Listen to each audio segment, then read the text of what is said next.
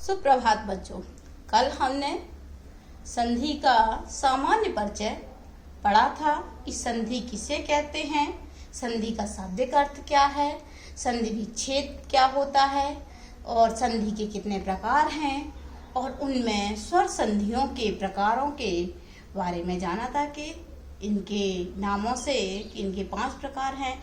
आज हम उन्हीं 5 प्रकारों का विस्तृत अध्ययन करेंगे। उसका पहला प्रकार है दीर्घ स्वर संधि। दीर्घ स्वर संधि का सूत्र अकः सवर्णे दीर्घ। अक प्रत्याहार आपको बताया है। उस अक प्रत्याहार में आने वाले वर्ण अ, ई, उ, ऋ, लृ। उसके बाद समान वर्ण आए, सवर्णे समान वर्ण आए तो दीर्घ हो जाता है। ऐसा ही इसका नियम भी है। यह सूत्र अपने में पूरा नियम बता रहा है कि यदि ह्रस्व अथवा दीर्घ अ, ई, उ, ऋ, लृ के बाद कोई समान स्वर आए तो दोनों के स्थान पर दीर्घ हो जाता है। अब जब आप दीर्घ संधि करेंगे तो आपके सामने परिस्थितियां आएंगी कि कौन सा अक्षर आया है और कौन सा आया है, इनको मिला करके क्या बनेगा। तो वही मैंने चारों स्थितियां लिख दी हैं। 5 वर्ण हैं, 5 की स्थितियां लिख दी हैं। आज से देखिए, प्रथम शब्द का अंतिम वर्ण यदि अ है और द्वितीय शब्द का पहला वर्ण अ है तो दोनों के स्थान पर आ हो जाएगा। यदि प्रथम शब्द के अंतिम वर्ण अ है और द्वितीय शब्द का प्रथम वर्ण आ है तो दोनों के स्थान पर आ हो जाएगा। यदि प्रथम शब्द के अंतिम वर्ण आ है और द्वितीय शब्द का पहला वर्ण आ है तो दोनों के स्थान पर आ हो जाएगा। और यदि प्रथम शब्द के अंतिम वर्ण आ है और द्वितीय शब्द के प्रथम वर्ण अ है तो दोनों की स्थिति में आ हो जाएगा। इस तरह की स्थितियां आपको ई में नजर आएंगी, यही उ में नजर आएंगी, यही ऋ में नजर आएंगी और यही लृ में नजर आएंगी। लेकिन इनका जो परिणाम है वह दीर्घ होना है। देखिए, उदाहरण है आपका विद्यालय। यह अभी आपके सामने जो मैंने विद्याधन आलय दिखाया है, ये आपका संधि विच्छेद है और इस संधि विच्छेद को मुझे संधि बनानी है। तो इसमें विद्या जो है वह हमारा प्रथम शब्द है। इसका हम आ निकाल लेंगे और दूसरा शब्द आलय, इसका प्रथम वर्ण आ है।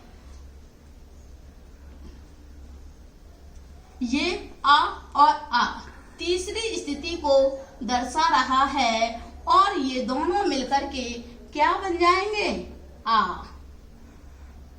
अब आप विद्या जो द्या है उसमें आ का मिलान करेंगे और शब्द बन जाएगा हमारा विद्यालय। अब ये हमारी संधि बन चुकी है विद्यालय। दूसरा उदाहरण आपको हमने एक संधि दी है पुस्तकालय और इसका हमें संधि विच्छेद करना है। तो संधि विच्छेद कहाँ से करेंगे? जहां हमारा ये दीर्घ बना हुआ है, यानी कि हमें यहाँ दीर्घ से ही तोड़ना है।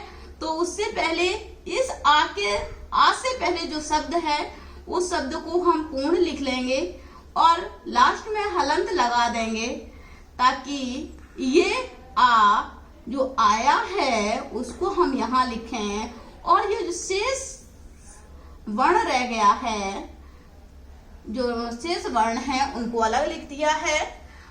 अब इस आ में 2 वर्ण मिले हुए हैं, एक अ और एक आ।